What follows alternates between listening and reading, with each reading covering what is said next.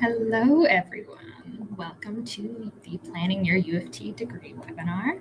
My name is Nagarj. I'm an academic advisor in the Office of the Registrar, and we're so excited that you're joining us. Before we begin, I'm going to invite my fellow presenters and some other guests who are going to be helping throughout this presentation. So I'll bring them on. All right. So to start, we have Melanie, who is an academic and financial aid advisor in the Office of the Registrar, along with myself. We have Sabrina, who is our transfer credit specialist. So for any questions you have, Sabrina will be joining for the Q&A portion at the end. And then we have some of our Eagle Connect squad leaders, so Victoria, Adrian, Tahira, and Jackie, who are also current students. So they'll be helping with the presentation, answering questions in the chat, and also be available for the Q&A at the end.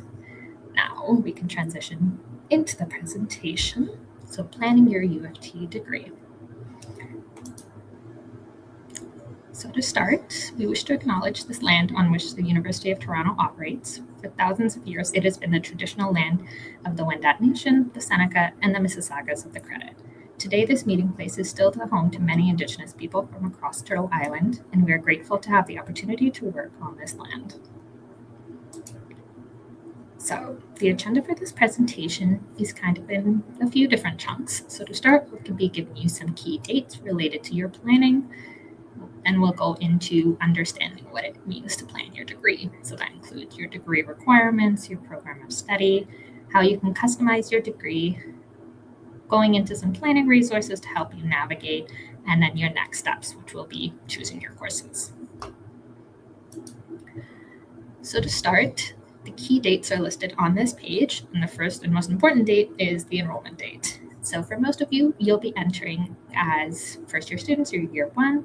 So your enrollment date will be July 15th. So this is the date you can actually go on to Acorn, which is our student portal, and actually enroll into the courses that you have in your enrollment cart.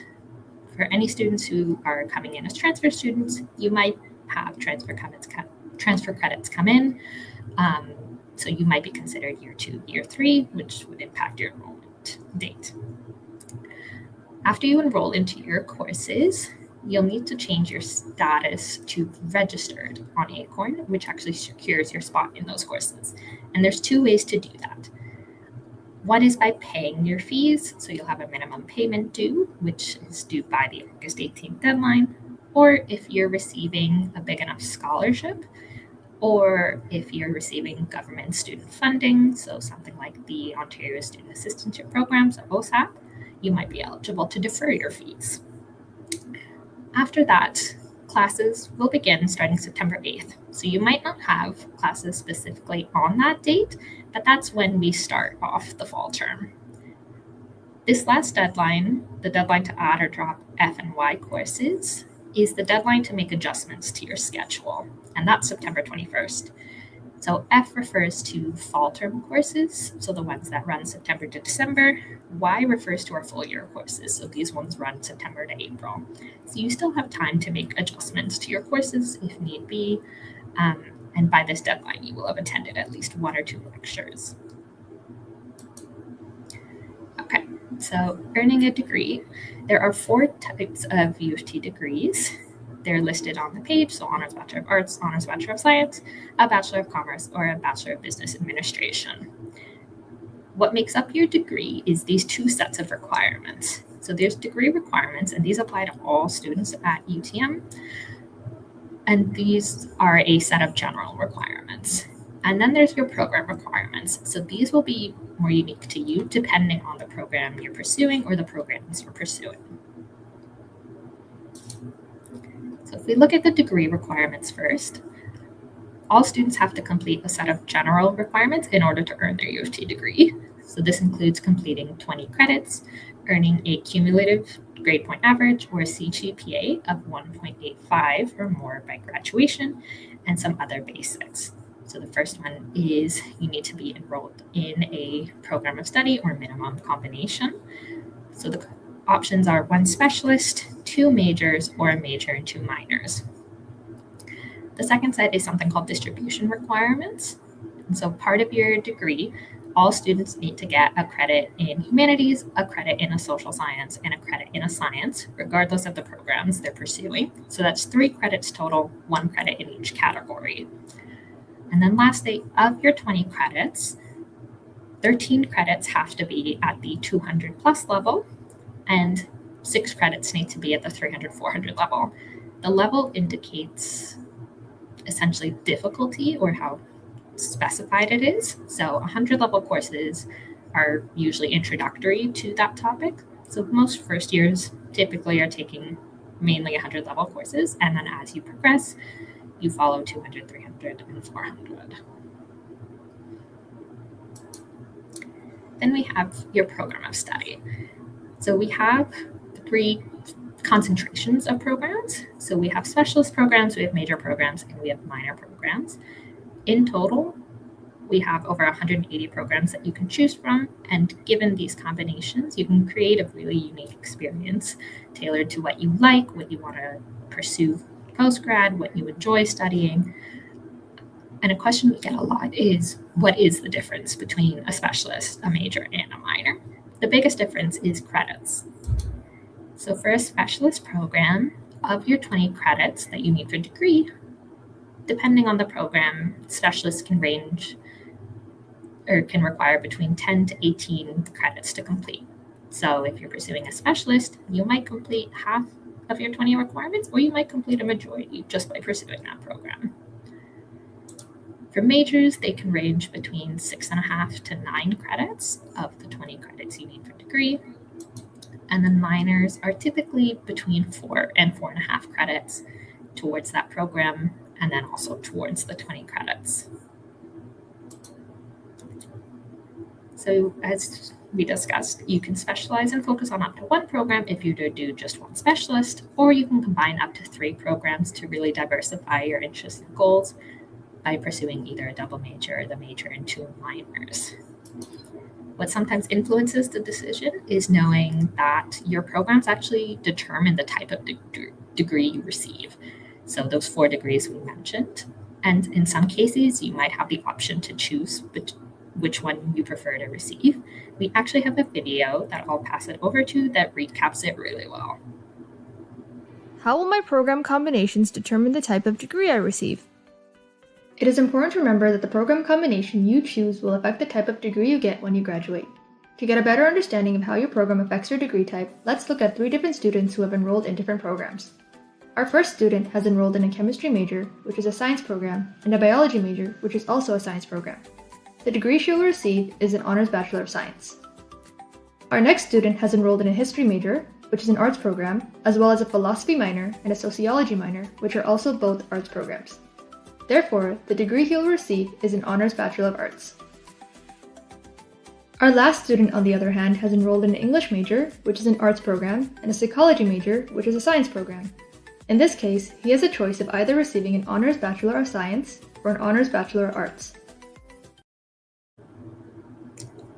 Alright, so as you saw, depending on your combination, you might be eligible for one or another. Okay, folks, let me continue. Now, in terms of choosing your programs, there is sort of 3 phases to it. First step is exploring, second step is preparing, and then third is applying. So in the exploring phase, what we mean is using the academic calendar and exploring the different options. Like we mentioned, there's over 180 programs to choose from, and we know that can be overwhelming. So this is the time to start looking into that, see what programs interest you, see what courses interest you, and see what your options may be in terms of combinations as well. Second step is preparing. So some programs are more competitive than others. Some might have entry requirements. So it's really important to understand what the requirements are so you can plan accordingly. We will get into detail about that in the next few slides. And then lastly, it'll be applying to the program. So you'll choose your program at the end of your first year typically, or once you have 4 credits completed. So for this slide, I'm going to pass it over to our Eagle Connect squad leaders to go over the academic calendar, which is a really great resource to help with program selection and also just understanding how to navigate U of T.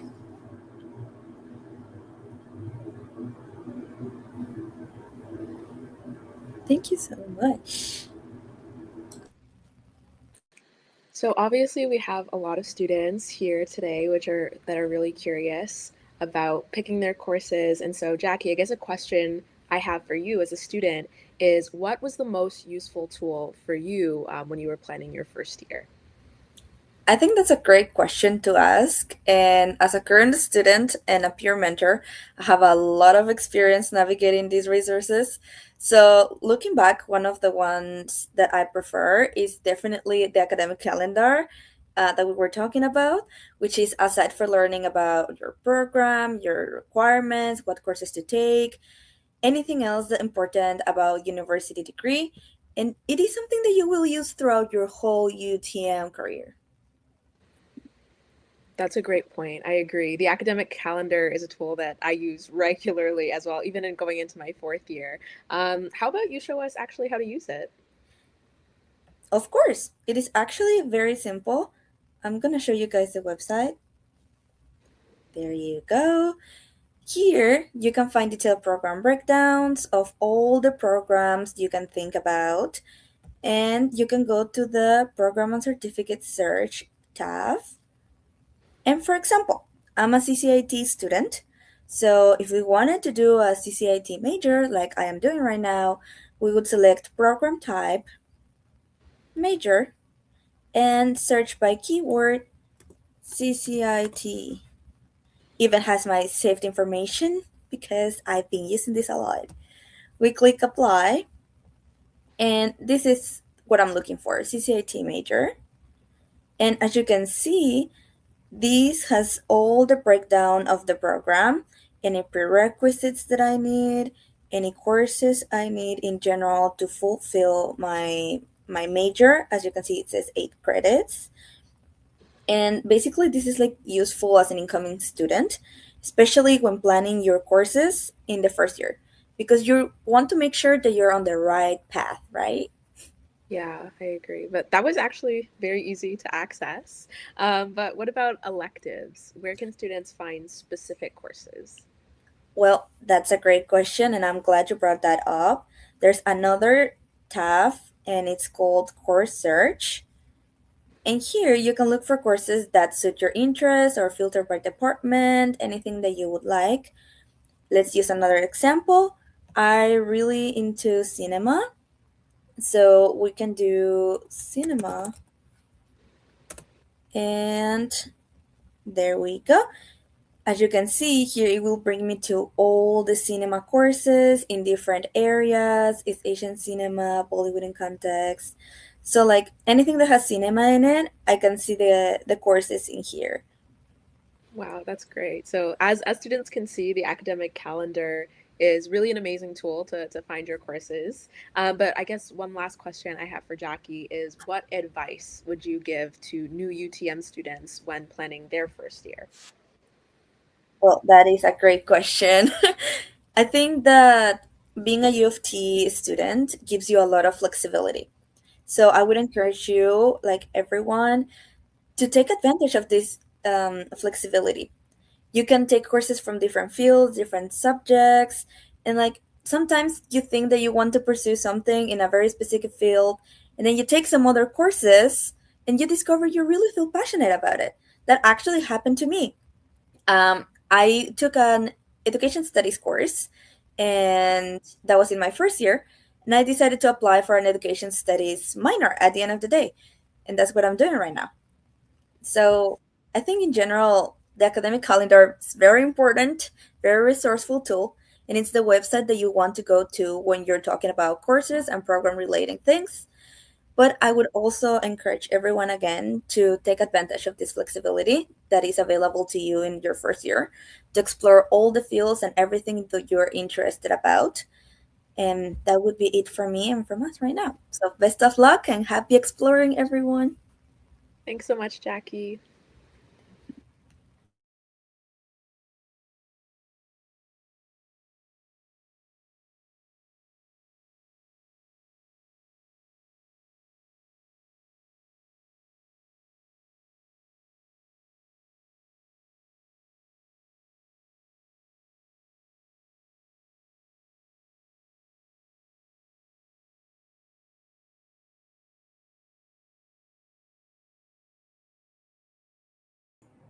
Sorry, everybody. Let's start that again. So at the University of Toronto, Mississauga, there are 3 different types of programs.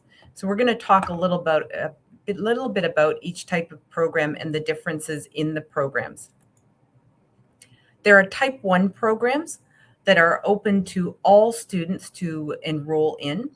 These type 1 programs have no program entry requirements. And if you enroll in a type 1 program, you're automatically enrolled in the program. So you get automatic approval by the academic department here at UTM that offers the program. The other thing about type 1 programs, they're unlimited in terms of space. So you could enroll in type 1 programs at any time, and you would be enrolled in the program, and then you simply course plan to complete the program requirements. Type 2 programs are they also have unlimited spaces. However, type 2 programs have program admission requirements, program entry requirements.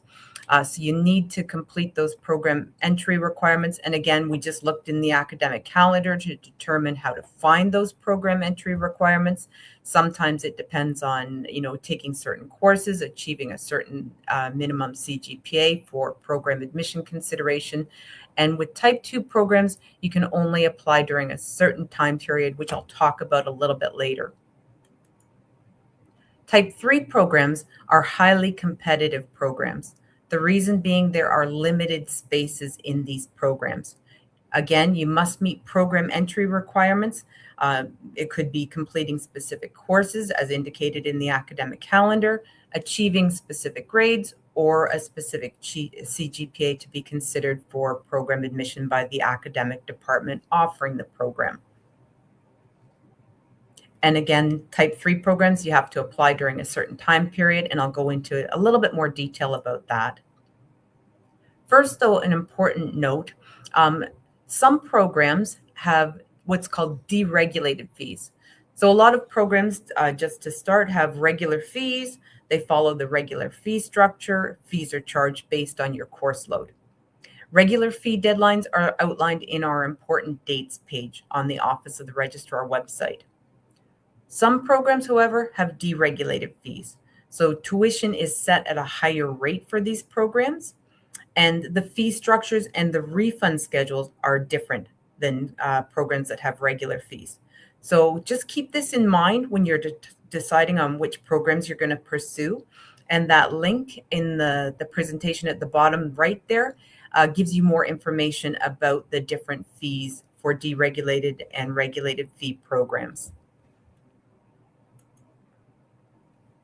Some types of programs that have deregulated fees, the commerce programs, the specialist and the major, the communication, culture, information, and technology major, otherwise known as CCIT, computer science specialist and major, digital enterprise management specialist, DEM, the economics specialist, the BCom economics specialist, and the management specialist and major, technology, coding, and society major, visual culture and communication specialist, and more. And that link at the bottom right there leads you to a list of programs so that you can search the programs that you're interested in to determine whether or not they have deregulated fees associated with them or just regular fees.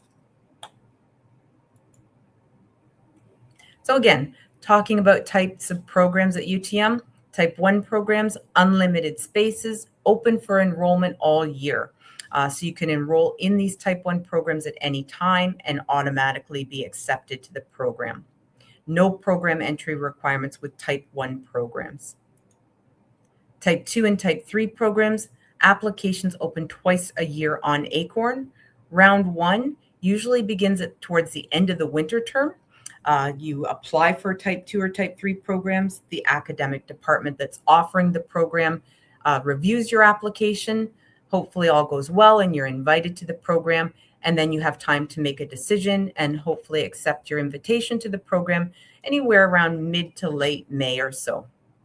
There's also a round 2 for type 2 and 3 programs, and that's during the summer session. In case you need to maybe boost your CGPA a little bit to meet the minimum CGPA requirement for the program, or retake a course or courses that are required for the program.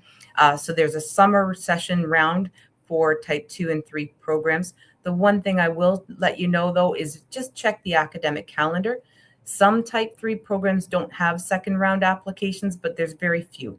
Most Type 2 and 3 programs do have a round 2 in summer. So you can learn more, again, on the Office of the Registrar website about all the different types of programs, deregulated fees, regular fees. And just another couple of tips.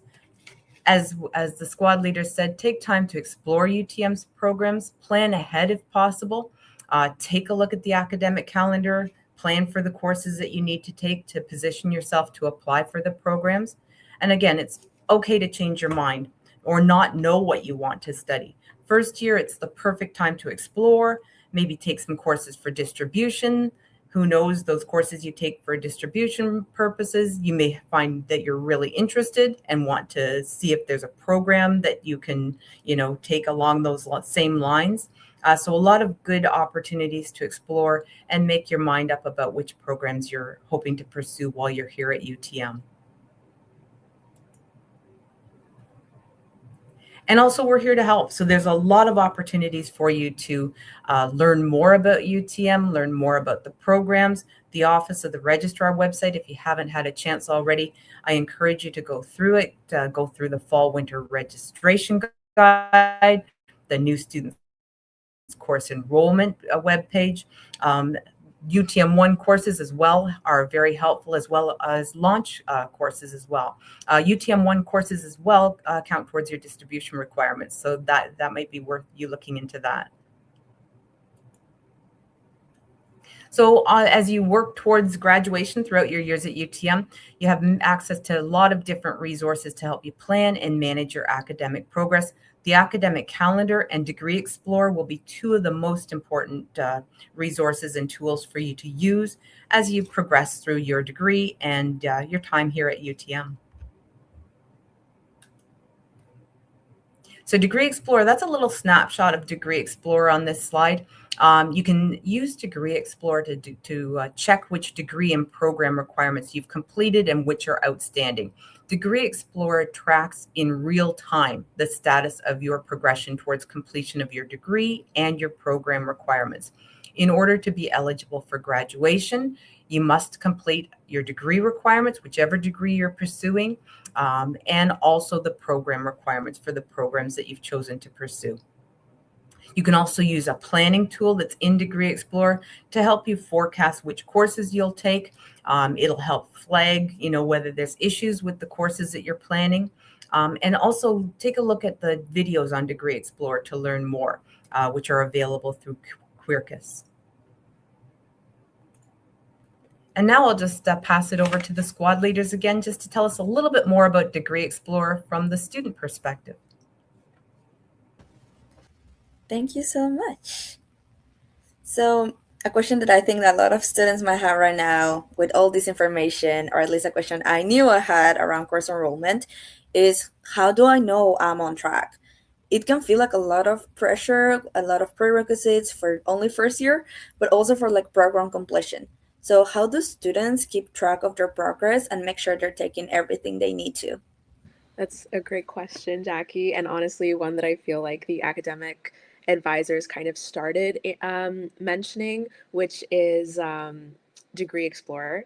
And keeping track of my prerequisites was actually a question that I didn't start thinking about until much later in my degree. So hopefully I can give anyone coming into first year, a little extra insight than I had.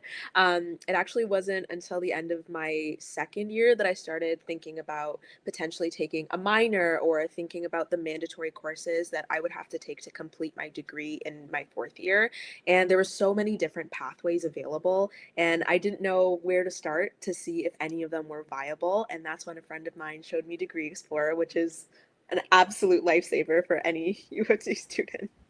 Yes, Degree Explorer is definitely every U of T student's best friend. And do you maybe want to share a little bit about what it exactly is for folks?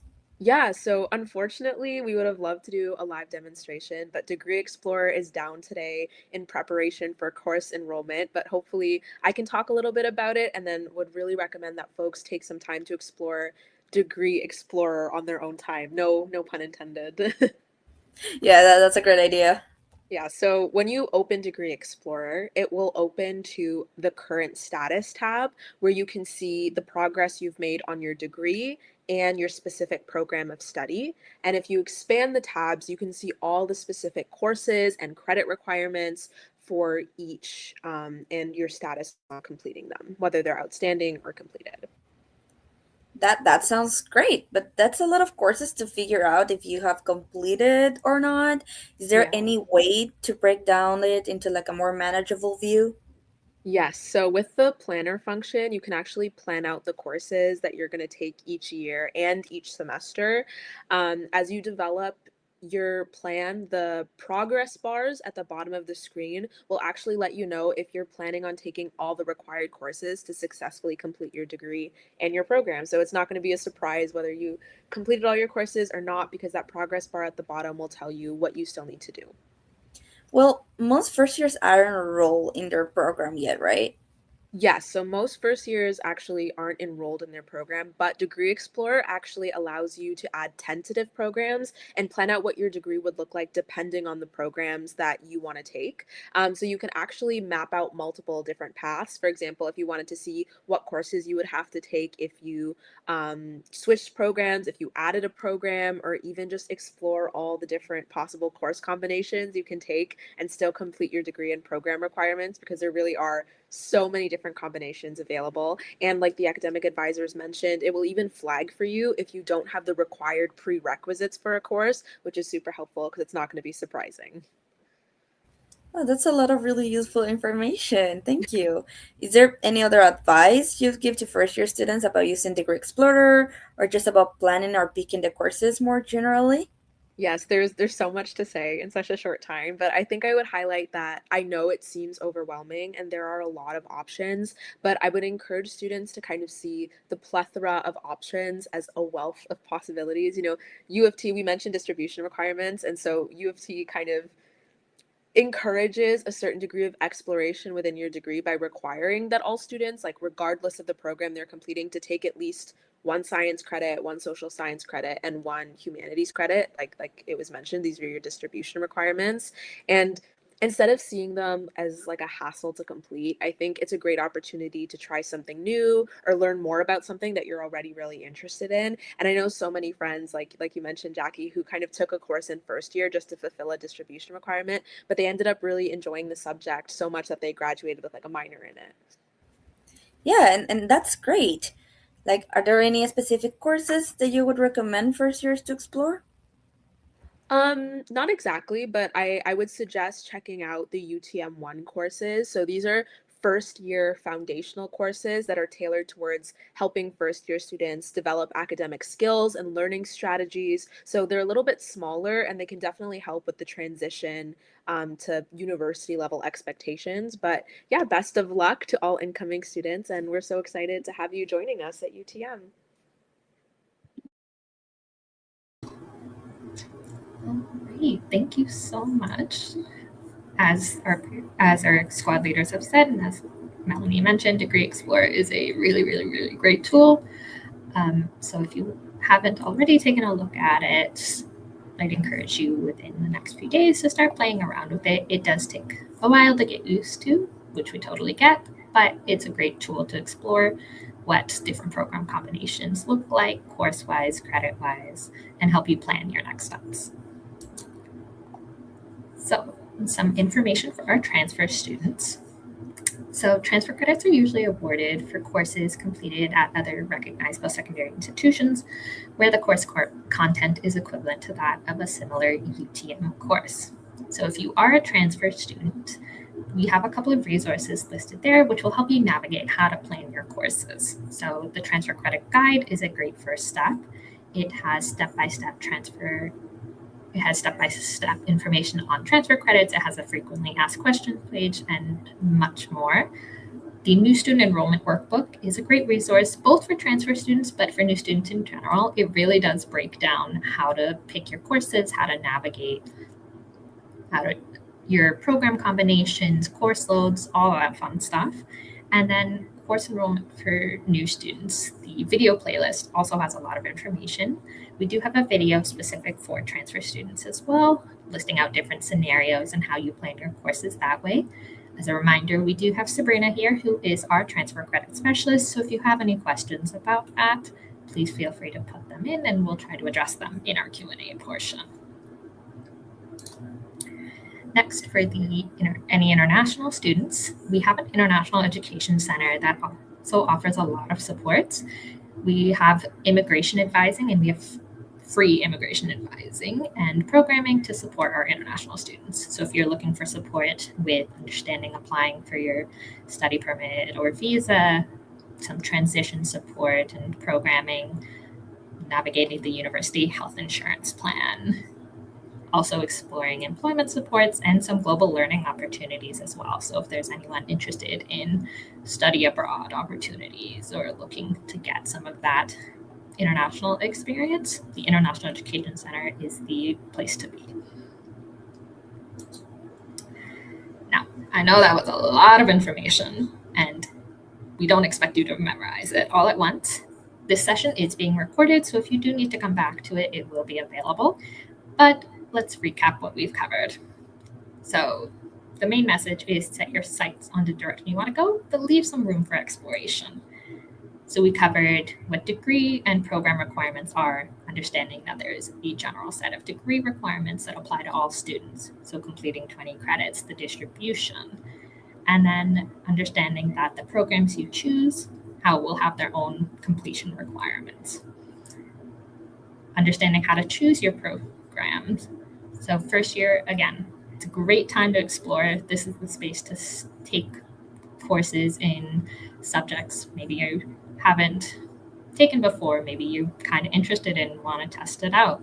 Now's the time to do it. And then also exploring what combinations might suit you. So you can specialize in up to one program or you can complete up to 3 programs. And lastly, using the resources. So we have a ton of resources that are specifically designed for new students because we do understand it's a bit of transition and it's a lot of information to take in and to navigate. So whether it's in-person resources, online resources, we have lots and lots available. So that new students page is the best page to start with.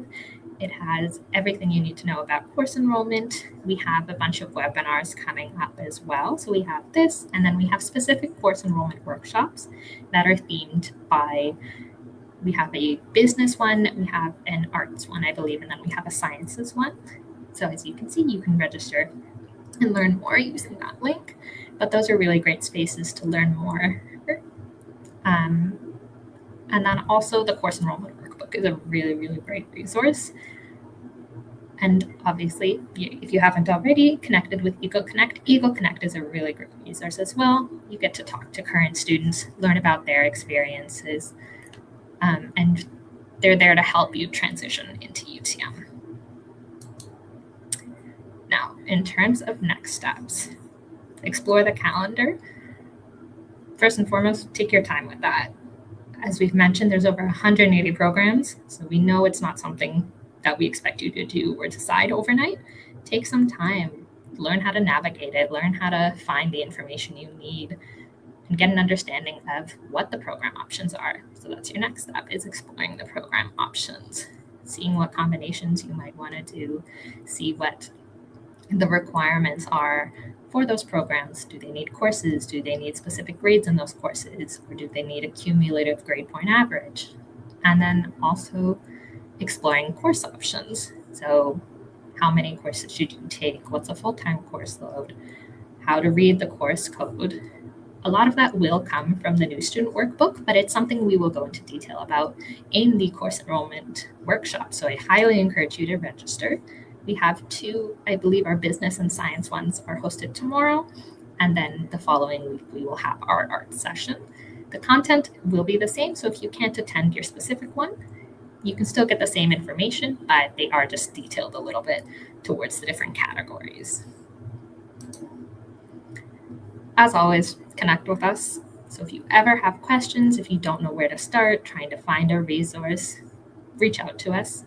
So you can either connect with us in person, we have a phone number, through our website is a great place. And again, the new students page is a great place to connect with us by attending these webinars. the course enrollment workshops, and we will also be holding course enrollment check-in sessions throughout the next few days as we're leading up to the first year course enrollment date.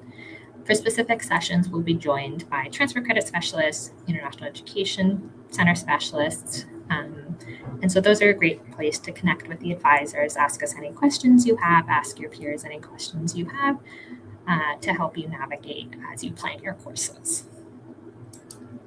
Alrighty, thank you so much for everyone for joining us. We know that was a lot of information, and now I'm going to invite everybody back on screen and we'll transition into our Q&A. So if you have any questions, feel free to put them in the chat and we'll transition into that.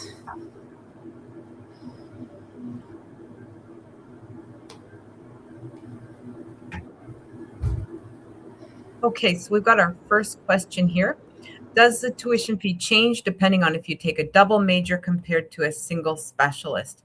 It really depends on whether or not, as I mentioned during my portion of the presentation, whether or not it's a deregulated fees program. If it's a regular fees program, it would not change if all the majors, if both the majors are regular fees. If one is a deregulated fees program, yes, you would notice a higher fee level there. So take a look in terms of whether it's regular fees being charged, which is on a sort of per course basis, or whether it's deregulated fees, which gets into program fees versus per course fees. Hopefully that helps give you a little bit of a sense. And there was a link in the presentation to more information about student accounts, deregulated fees, how much you would be charged depending on the program that you're interested in, programs.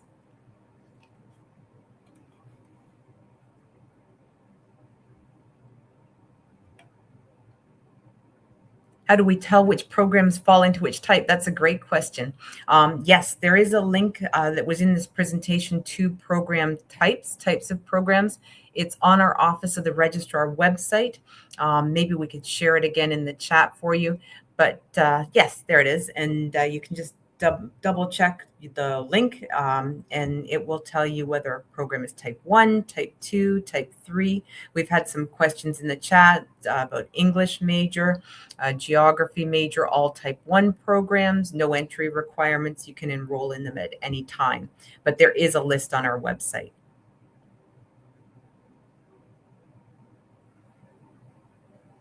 If I applied to psychological and brain sciences on OUAC and was accepted, am I still able to choose any program I want by the end of first year? Nagarish, could you tackle that one?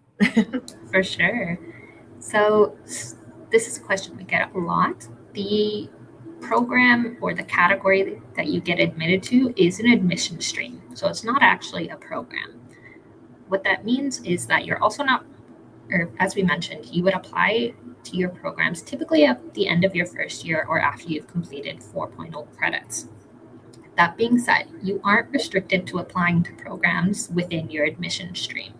So if you were admitted for psychological and brain sciences and you were interested in pursuing a psychology program, but maybe you also wanted to add a English program to that, so long as you're completing the prerequisites for the programs you're interested in, you'd be eligible to apply to all of them come that program application period.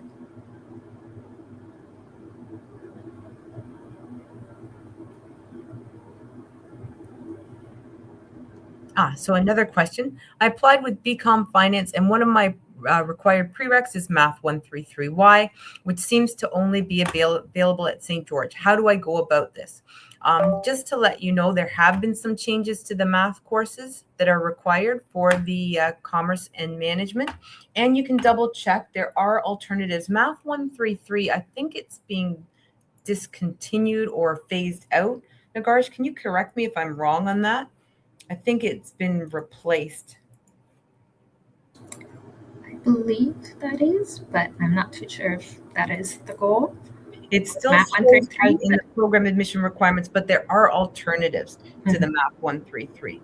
I'm just going to quickly look it up in Timetable Builder 2 to see if it's being offered. That's actually a good point, though, with the be available at St. George. Just a quick tip, too. On July 15th, if you're a new student enrolling, you're only going to be able to enroll in UTM courses, the courses that have the 5 at the end. Sometimes new students try and enroll in St. George courses right on course enrollment day, and they get frustrated because they cannot enroll. And the reason for that is UTM students have priority to enroll in UTM courses. So do St. George students and Scarborough students for that matter. And I apologize, Nagarish, I think I interrupted you there. All good. Yeah, I don't see the Math 133 offered this fall winter. So you might want to approach it by taking a look at some of the alternative math courses that are also options for the BCom for Finance.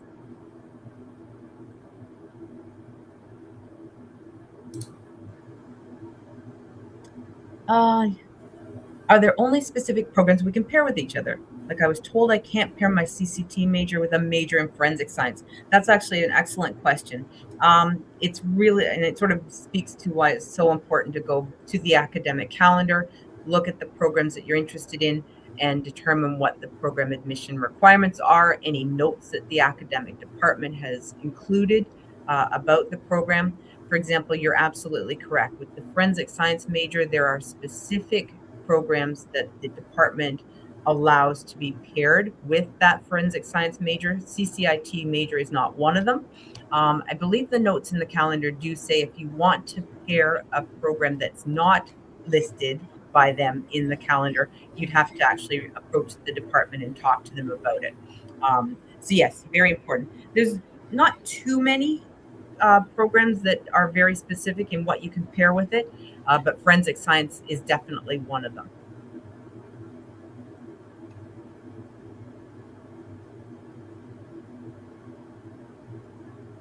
If I plan on taking a minor, can I take 200 level courses first year? Anybody want to take this one? I can go for it. So you could, it would depend on the program and the courses. So being in a minor, depending on the program, it might have 100 level prerequisite courses that you need to take, one to even apply to the program. And with the 200, 300, 400 level courses, typically they have some sort of prerequisite, whether that's a specific course, a specific amount of credits, specific grade in those courses. So it would depend. Typically in first year, most students are taking mainly 100 level. Some might take some 200 level depending on the program. So forensic science is a great example of that. The prerequisite course, or one of the prerequisite courses, is technically a 200 level course. So it depends. And that, I guess, is where the Degree Explorer, the planning tool, comes in handy, because you can plop those 200 level courses in and see if it does flag that you need a prerequisite for the course. Okay, I have more than 3.0 credits worth of AP transfer credits. When and how do I select which AP credits I want to use and which will be discarded? Sabrina, can I throw that one to you? Yep, absolutely. That's a great question. So once we've received your final official results, typically eligible transfer credits are automatically loaded to your account. So there's nothing that you'll need to do. You can check out our website where we have an equivalency chart. It'll list specific equivalencies for each course. If you do have more than the 3.0 and you want to maybe swap out any transfer credits, you would just need to contact the transfer credit office directly, and we could do that. Typically, the credits will be added to your account between August and October. So that's a little bit later on.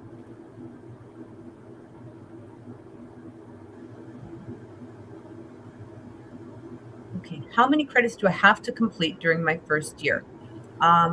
As Nagarish mentioned earlier, usually if you're looking at applying for a program that has program admission requirements, not a type 1 program, most of the academic departments set a requirement that 4.0 credits must be completed in order to position yourself to apply for program. That said, to be considered a full-time student during the fall winter, it's 3.0 credits is the threshold. Anything 3.0 credits and above, you're considered full-time academically. For if you're receiving financial aid from any source, sometimes there are per term minimums required to be considered full-time. So look into that as well if you're receiving financial aid support. But it really varies in terms of how much is manageable for you. If you want to position yourself to apply for a type 2 or type 3 program after your first year, definitely you want to check the academic calendar, see if there's that minimum 4.0 credits completed requirement, and plan accordingly. And you'll get more information too about this during those new student course enrollment sessions that are coming up.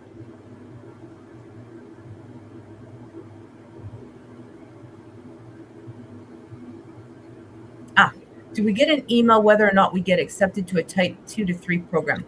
I want to do a minor in game studies. Actually, can I throw this one out to the squad leaders? The departments, do they actually email you? How do you find out? Is it email or on Acorn?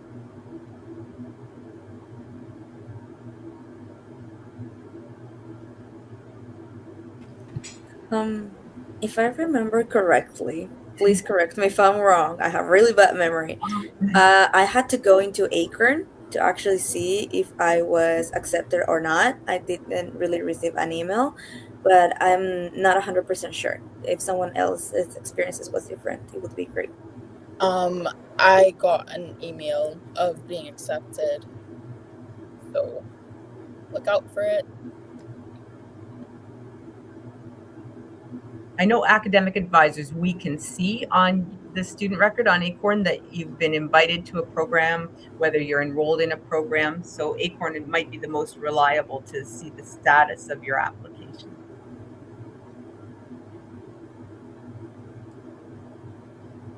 Is it okay if a specialist program prerequisite is completed in summer session?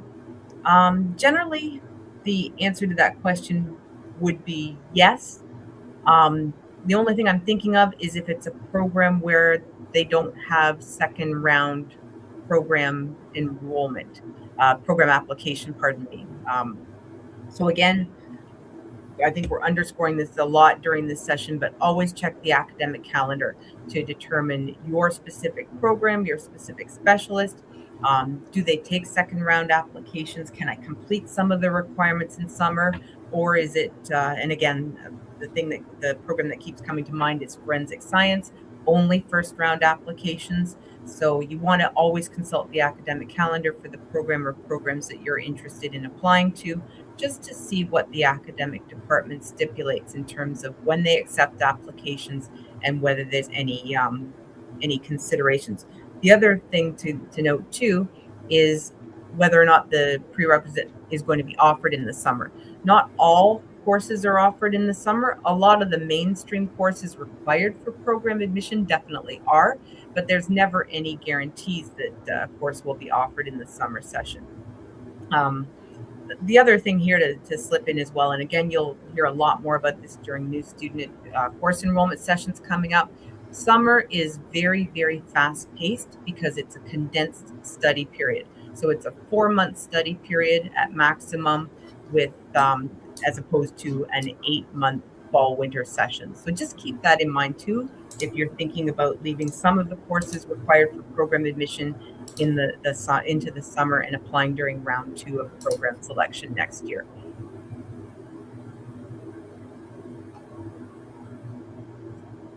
Next question, is it more recommended to plan your first year courses based on the prerequisites needed for second year programs or based on exploring new courses? Maybe the squad leaders, anybody want to try and tackle that one, how you did your first year course planning?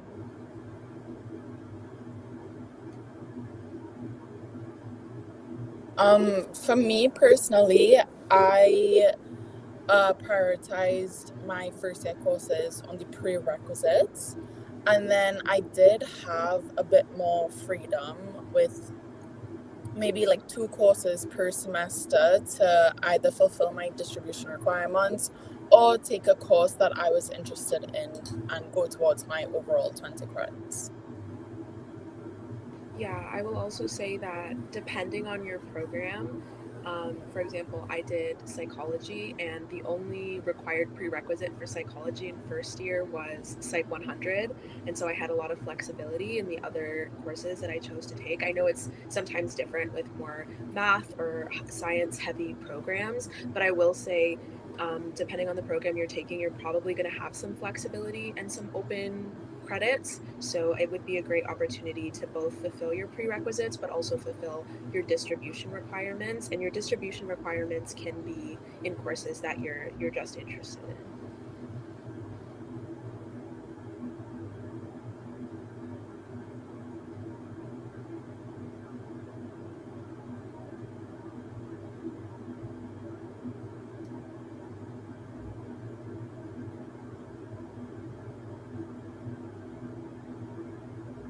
I can't find life science on the website. So life science is more a stream. You're looking for your programs of interest. So in the calendar, when you're looking at which programs within life science you want, that's what you want your focus on. So there is no life science program per se. It's various programs within the life sciences focus that are in the academic calendar.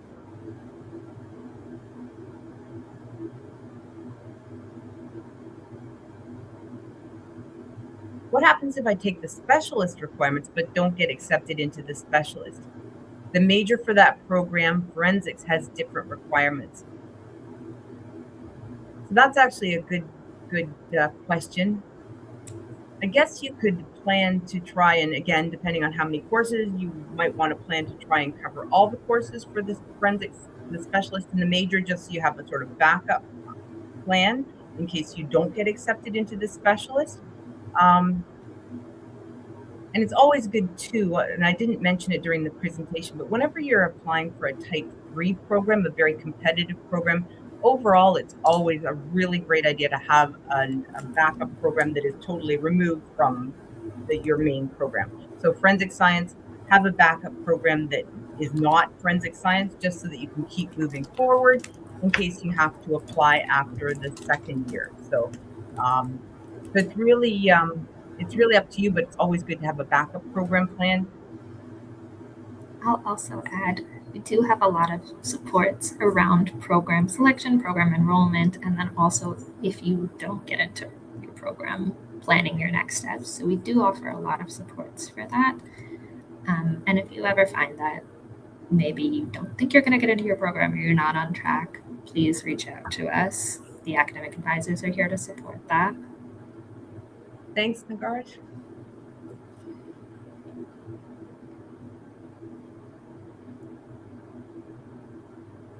Is there flexibility in other years apart from first year?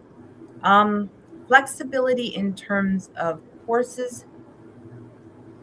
Again, well, if you've got your focus on which program or programs that you're interested in, you're positioning yourself to apply for a program by course planning accordingly during your first year.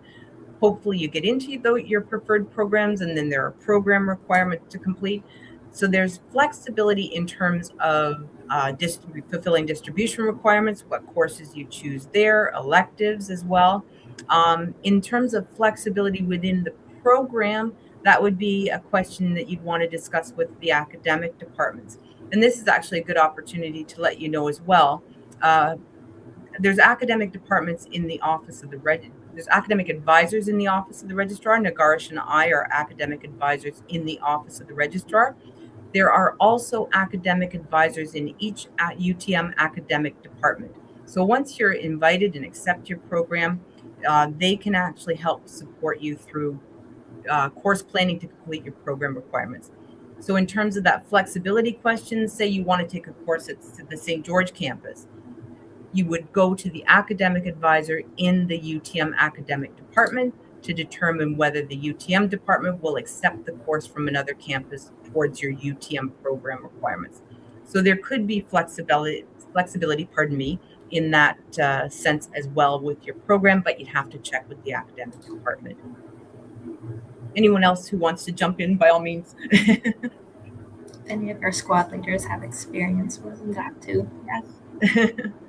I think it also depends what you mean by flexibility, because I think, for example, in first year, you were required courses, but for example, you can't choose really. It's more difficult to choose, for example, which professor you want for a course, because usually it's only one professor teaching that first year course. But in upper years, for example, you'll notice in the academic calendar for your course prerequisites or like requirements, it'll say this course or this course or this course or this course. And so you have a little bit more flexibility in upper years in specializing in terms of like what courses you want to take. And there will be some more flexibility in that way in choosing which courses you like particularly align with your interests, and thus which professors maybe you want to work with more. But for example, I think in upper years, it also becomes more difficult in terms of flexibility for course timings. So for example, in big first year courses, maybe there's multiple course timings available, but in upper year courses, if they're smaller courses, they're more likely to be offered less frequently. So I think it depends on your definition of flexibility, but I think in some ways there's more flexibility in first year, and in some ways there's more flexibility in upper years.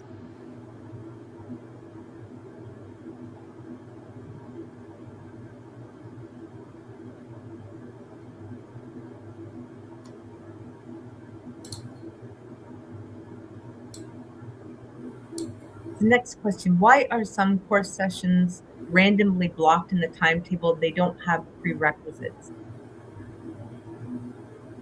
Why are some course sessions randomly blocked in the timetable? They don't have prerequisites. I'm not sure I understand that question. My guess is if you're referring to certain lecture or tutorial or practical sections, they might be shown on Acorn or on the timetable builder. But if they're grayed out, so if you can't actually add it to your plan or add it to your cart on Acorn, it could be that they might not be available. Some departments might post some availability or potential availability of lecture, tutorial, practical sections, and then based on enrollment, they might add additional sections or change them. The other thing it might be, again, it depends on the course, is something called enrollment controls. So certain courses will have enrollment controls, and there's two main types. Usually a lot of first year courses don't, but some do. And again, Timetable Builder will be your best friend for this. The two types are priority or restrictive enrollment. So priority enrollment will mean the department is giving priority to certain groups of students. Usually it's students who are in a specific stream or in a specific program, and they'll have access to it first, and then it'll open up later on to the rest of UTM. The other type is restrictive. So restricted courses are only available to students who are in one of the listed categories, which again, usually for first year courses is specific admission streams or categories. So Timetable Builder is where you would find that. So if you ever come across a course, you're trying to add it to your cart and it's giving you enrollment blocked, check the Timetable Builder to see, is it the section that's blocked or are there enrollment controls?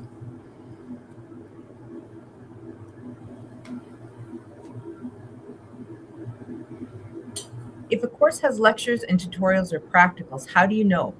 When you type a code into Timetable Builder and it shows lectures and tutorials, you just choose a tutorial that fits your schedule. That's an excellent question.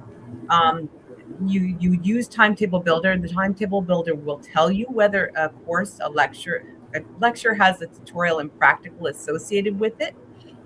If you enroll in the course, you should be enrolling or trying to enroll in a lecture and a tutorial and practical if the course has all those components. If it just has a lecture and a tutorial, make sure you try and enroll in the lecture and tutorial. So that's how you know. But more importantly, the last part of your question, check Timetable Builder very carefully because some academic departments specify that students who are in specific lectures must be in specific tutorials and or practicals. And you'll find that usually under the notes section in Timetable Builder. It will tell you if you need to enroll in a certain lecture, a certain tutorial, and practical if one is offered according to the lecture that you've enrolled in. Not all courses, but some courses the department does specify that you must enroll in a specific tutorial or practical.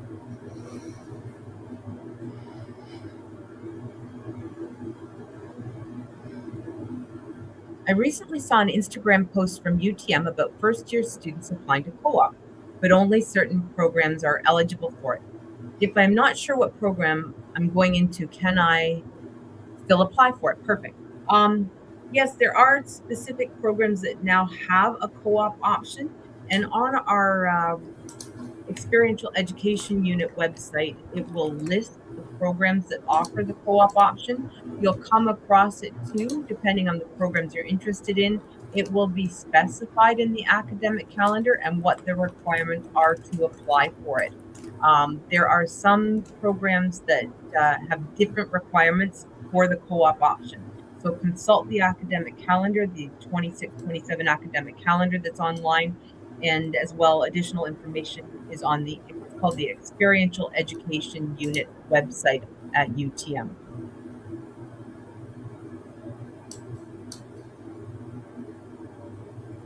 If someone is doing a double major, is it normal to take some 200 level classes in third year because of how many required courses there are? Nagarish, can I throw that one to you? For sure. So yes, that does happen sometimes, especially when you're combining programs. So if you're doing two majors, depending on how many credits it requires, so like we talked about earlier in the presentation, depending on the major program, it might have only 6.5 credits, but your other might have 9.5 credits in order to complete those programs. So it is a bit of a balancing game, which our peer leaders also talked about. So sometimes you might have to play around with taking 200 level courses in your second year towards one program, and then taking 200 level in your third year to catch up with certain requirements. It'll also depend on the program too. So if a program has a lot of requirements at the 200 level, you might not be able to get them done in one session or one term. So it does happen.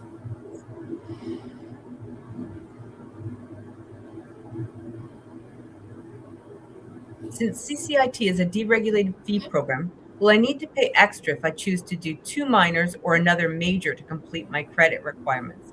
So CCIT, yes, it's a deregulated fee program, and depending on the number of credits that you're taking, you may be charged what's called program fees that would cover the number of credits that you're taking in the fall-winter session. So you wouldn't pay extra, you would pay that program fee. That is higher fees than the regular fee programs because it's a deregulated fee program. So I guess what I'm trying to say is if the 2 minors are completely different from CCIT, because CCIT doesn't have a minor, if it's an English and a history minor, you're not going to pay extra for those additional courses. You're already being charged a deregulated fee, program fee for the CCIT program.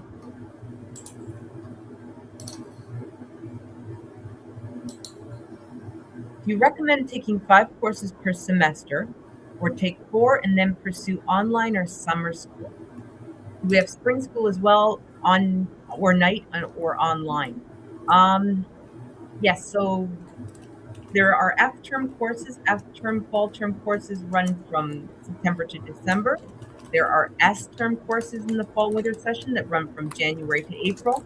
And then there are Y courses that run from September to straight through to April, full year courses. There are evening courses, online courses. Some courses have Saturday components. So you want to do a little bit of research, look at the timetable to check out when your courses are being offered, when the lectures are, tutorials, etc. Back to your question about recommending taking 5 courses per semester. Again, it's what's manageable for you. Initially, when you enroll in your courses on July 15th, you'll be able to enroll in up to 5.0 credits in the fall-winter session. And then later in July, that course enrollment increases to 6.0 credits in the fall-winter. But again, it's what's manageable for you academically. And also just bearing in mind that depending on what programs that you want to pursue, you may be trying to complete 4.0 credits. With the summer school, again, summer school is very fast paced due to the condensed study period in summer. So you want to really carefully consider whether or not summer school is an option for you. You'll know a little bit more once you start taking your courses, how well it's going. If you're ever in doubt too, that's what academic advisors are for in the office of the registrar. We do a lot of work with students who are considering summer school, looking at their CGPA, talking to them about, what other obligations do you have during summer? Would summer be manageable for you? And also what I said before, are the courses that you need, are they going to be offered in the summer session?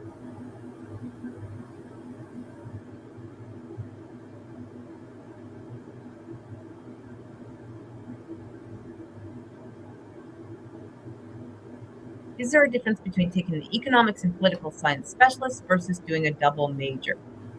So there probably would be, in terms of the courses that you're taking, the requirements for program admission consideration. Again, you want to take a look in the academic calendar and determine whether or not the specialist is right for you, or whether you want the flexibility of doing a double major in political science and economics separately. And also, I think in the presentation, we also mentioned too about reaching out to the Career Center to determine whether or not, what your long-term goals are, which would be the best match for you. The academic calendar tells you the program completion requirements for both programs, the double major versus the specialist. You can take a look, search some of the courses, see what the differences are, see which pathway is right for you.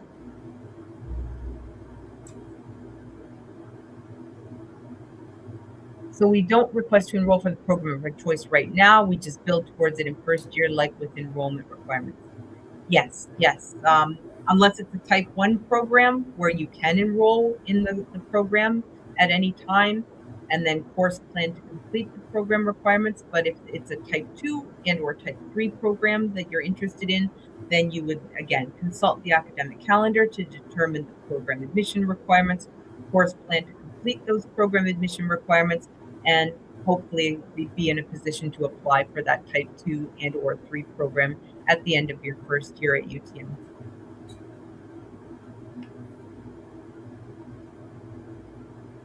I got admitted as an upper year transfer student. What if I got less than 4 credits transferred? Do I start my course enrollment as an upper year student or as a year 1 student? Sabrina, could I throw that one to you? Absolutely. Yeah, that's a great question. So during the admissions process for transfer students, we don't confirm the actual amount of transfer credits until your application has been completed and we've assessed your credits for transfer credit equivalency. So when we process your admission, it's just a maybe. So it looks to be that you may receive more than 4.0, which makes you an upper year student. Once we process your transfer credit application and send off your credits for assessment, the final result will determine what year you're in as the amount of transfer credits that you received. So if you receive 3.5 or less, you are considered a year 1 student. If you receive 4.0, between 4.0 and I believe 8.5, you're considered year 2, and so on. So it just really depends on the result of your transfer credit application.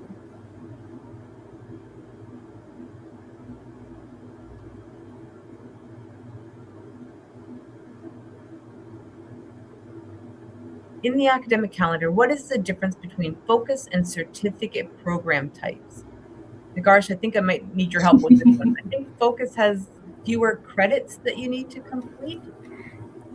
So the way I would differentiate it, focus is something you can add to your program.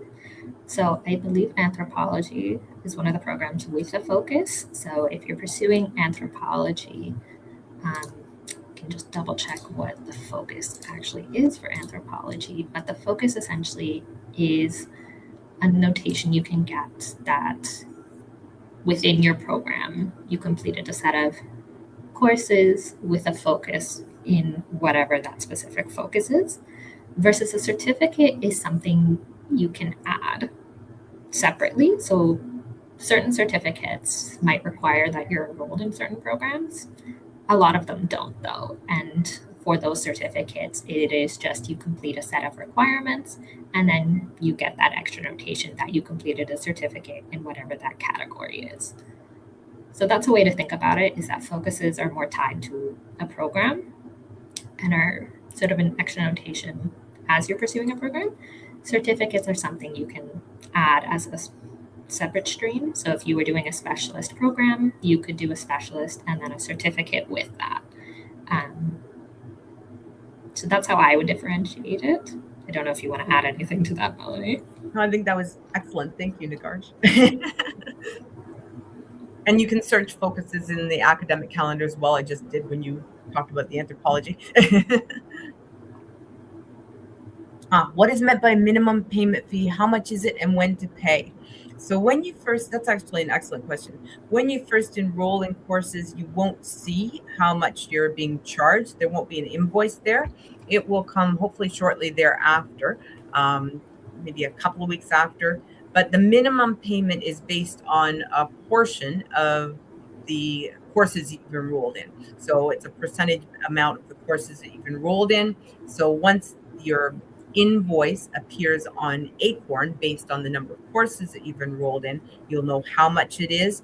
And then I think we mentioned the payment deadline in this presentation to pay or defer your fees. I think, Nagarj, you had it as August 18th, if I'm remembering correctly, that presentation. I'm just going to double check myself. Yep, August 18th. August 18th, yes, yeah. So, and again, a lot of support before that time period. We have our registrar services team in the office of the registrar. There are team members who are on the telephone at the front desk if you're on campus.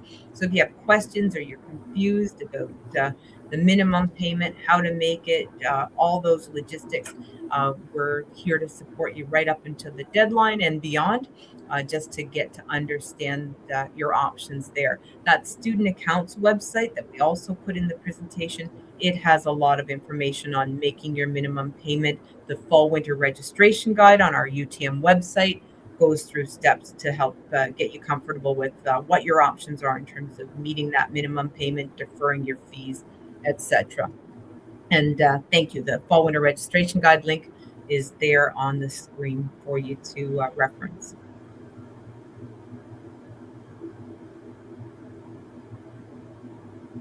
Where we can find the time that we should enroll for our courses, that's an excellent question as well.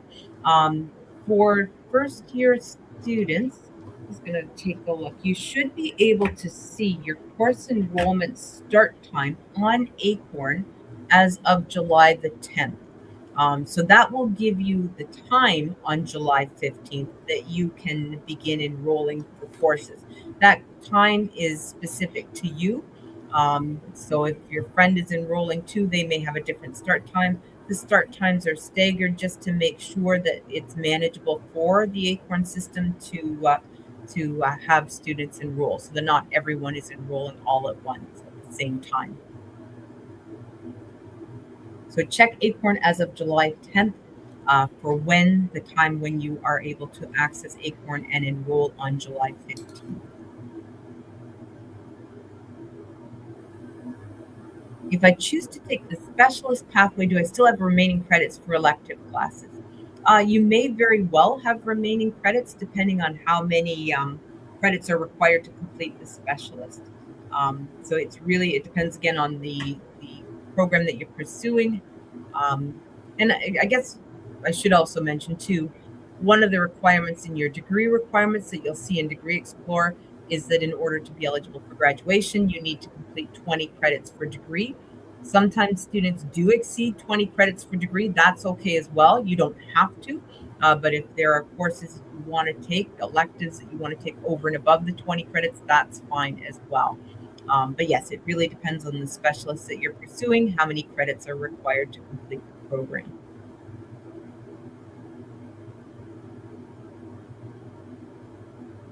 Okay, thank you. Sorry, a follow-up question for transfer credit? Do I have to wait for the credit transfer result before I can enroll in courses? Sabrina, can I toss that one back to you? Yeah, sure. So no, you don't have to wait for the result of your transfer credit application to enroll. You can enroll as long as your start date and time has arrived. The courses that you're taking would be dependent on the programs you're looking to enroll in. Normally, depending on when you submitted your transfer credit application, we release a provisional letter that give you at least some of the information we've already received back to say these are the courses you've received equivalency for. But you should receive the finalization of your application very soon. We've been processing them every day, and so you'll get them sooner rather than later.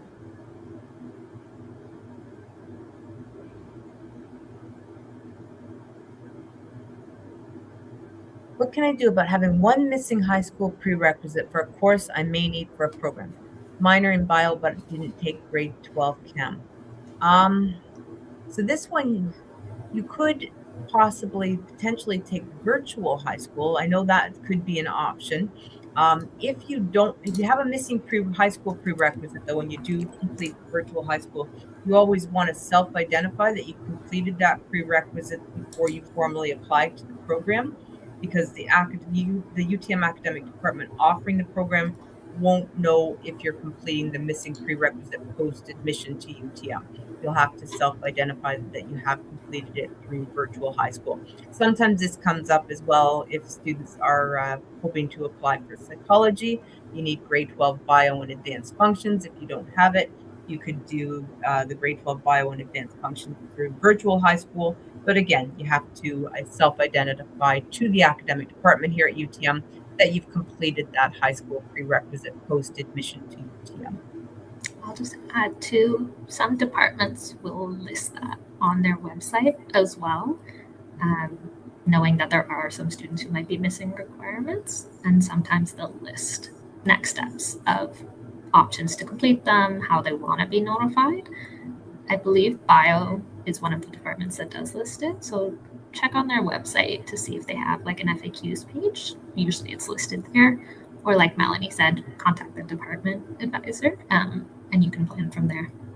Thanks, Nagash.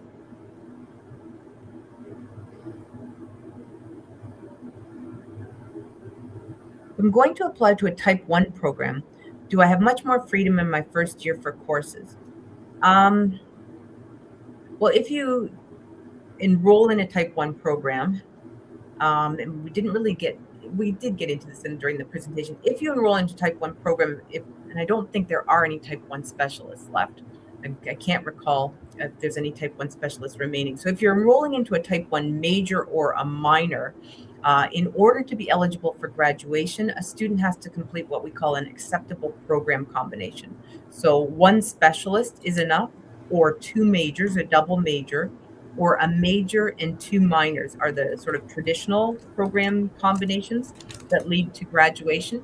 So if you apply for a Type 1 or enroll in a Type 1, I guess I should say, because Type 1 programs, you don't need to apply to them. You can just enroll in them. They have no program admission requirements. So if you enroll in a Type 1 major program, you want to be considering what other major am I going to pursue along with it? Or alternately, what two minors am I going to pursue along with that Type 1 major?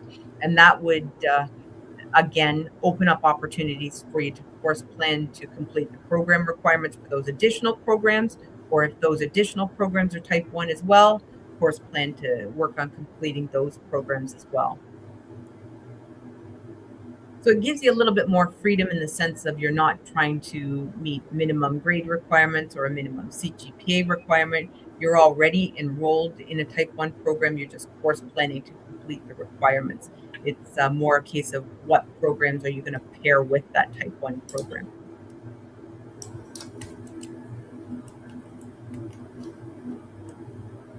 What are distribution requirements? Nagarish mentioned those in her part of the presentation.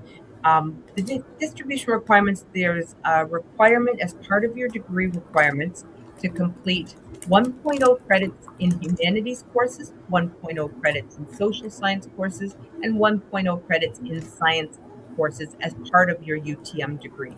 At St. George, you'll hear the term breadth requirements. It's basically the same sort of idea. At UTM, we call them distribution requirements. And again, in Degree Explorer as well, you can see when you're doing your course planning, which courses that you're planning to take this fall, winter, how and whether they'll affect your distribution requirements.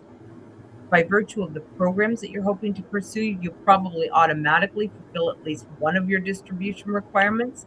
So just use Degree Explorer to track your progress. And I guess the other thing too, and the squad leaders might want to weigh in on this, we get this question every year, don't feel stressed to complete all of your distribution requirements in 1 year, in your first year, especially if the programs that you're trying to apply to requires a lot of work on a lot of other courses to prepare yourself to position yourself to apply for programs. So distribution requirements, those 3.0 credits total, do not all need to be completed in your first year when you're course planning. And yeah, the squad leaders want to weigh in on that, whether it's better to try and get them done in first and second year, or whether you can spread them out. Again, I guess it might depend on the program, but you're welcome to weigh in. Yeah, I would say, like you mentioned, like depending on the program you're taking, some distribution requirements are going to be automatically fulfilled by the prerequisites you have to take. So for example, I had to take Psych 100 in my first year, and that fulfilled my science distribution requirement. But if you do have flexibility in your first year, it can be like, it really depends on the programs you want to apply to. And so if you do have extra credits available and you're looking for courses to take, first year is a great opportunity to fulfill those requirements, especially if you want to explore and you're not sure what you want maybe your minor to be in. Your distribution requirements are a great way to kind of force yourself to explore other options. Yeah, I think that's what I would say. Thank you.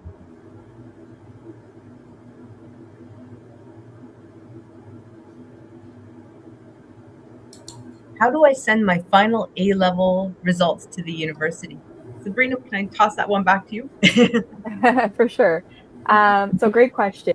So your final A-level results must be sent directly from the College Board or the main examination board directly to the University Admissions and Outreach Office. If you go onto our website, there should be a little bit more information about it, but if you contact the College Board, they're typically familiar with this process. So just contact them directly and they'll know specifically how to electronically have them sent over to us.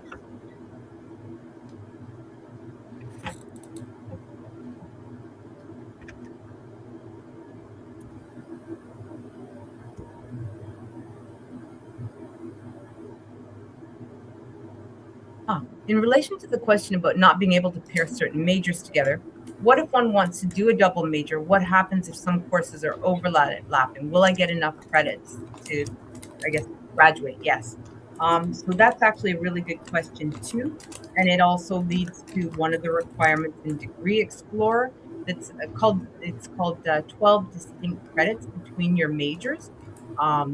So basically, if you're doing two majors, you have to ensure that there's 12 distinct credits between the programs. Distinct credits mean non-shared credits. So it really depends on what majors you're pairing together and how you course plan to address that. But definitely you need distinct credits between two majors, or if you're doing a major and two minor programs, you also need to adhere to the 12 distinct credits rule. And Degree Explorer, again, can't say enough about the value of Degree Explorer.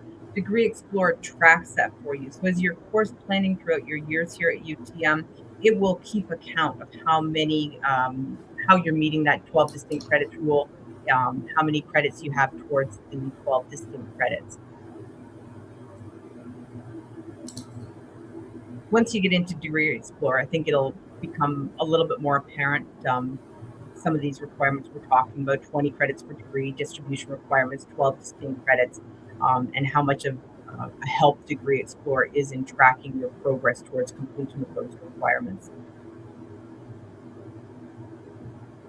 Where can I ask about additional course enrollment questions between today and the 10th, the first day of enrollment, and when can I expect a reply? Just to clarify, the 10th is not a course enrollment date. The 10th is the date that you can go on to Acorn and just double check the time on July 15th that you can enroll. So the 10th is the earliest you're going to be able to see the start time for your course enrollment, your July 15th course enrollment date. Don't try and enroll in your first year courses on July the 10th if you're a first year student. And to answer your question, as Nagaresh said, we have a bunch of new student course enrollment sessions coming up. The earliest ones are actually tomorrow. So you can definitely sign up. They just put the sign up. Thank you so much. The sign up link there. It'll be a session somewhat similar to this. Again, I think there's Q&A at the end. Nagaresh, I think you're leading one of those, so we're good. I'm on the right track. So opportunities to learn more about course enrollment before you enroll in courses on the 15th, and hopefully, time permitting, an opportunity to ask questions at the end. I'll also add, we also have course enrollment check-in sessions. So those will be sort of casual drop-in sessions where you can come ask questions with advisors. For certain ones, I think I mentioned, we'll have transfer credit specialists, we'll have specialists from the International Education Center, and I believe we'll have some of our squad leaders there as well. Eagles Connect is also a really great resource for that. If one of our squad leaders wants to give a little shout out of what supports students can find through there.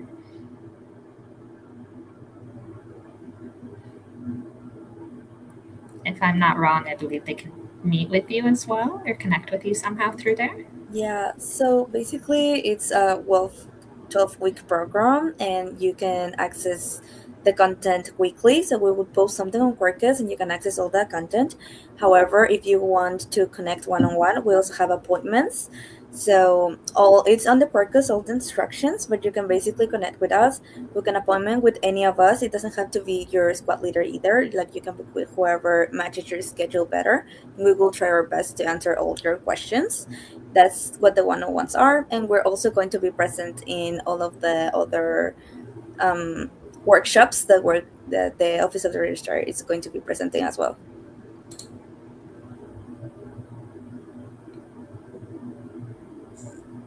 Okay, can you explain more about what a UTM1 course is and how to know when or if you've been accepted into one?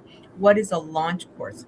So the UTM1 courses are basically 4-credit courses.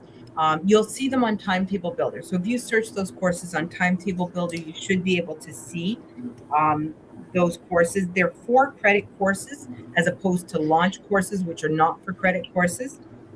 And basically, UTM1 courses are for credit and help students develop those fundamental learning strategies and sharpen your academic skills. They do count towards your distribution requirements, so that's also a good sort of plug for them. And there's no prerequisites required for UTM1 courses. So definitely, if you're interested in a UTM1, look into those UTM1 courses. The launch courses, they are free. UTM1 courses are not free. Launch courses are free, and they are not for credit. So they don't count towards your distribution requirements or anything. And they also help just sort of transition you to university, help foster a sense of community, welcome you to UTM, and they also support academic skill development. So two very useful options. It just depends on what you're more interested in. And again, you can find more information if you look on our website, on the UTM website, about launch, UTM1, and on Timetable Builder. I will add, there are UTM1 courses and there's UTM1 Scholars courses. The Scholars courses do, I believe, you have to be invited to one, and there is an application for it. So that might be the one you're referring to. UTM is quite Googleable, so if you're ever looking for more information, you can look up UTM, whatever information you're looking for, and most of the time you can find it within the first few links. But if it's, so like Melanie mentioned, if you look up a course on the Timetable Builder, just be mindful that UTM1 courses and UTM1 Scholar courses are a little different. So the Scholar ones would have an application for it. Thanks, Nagaresh.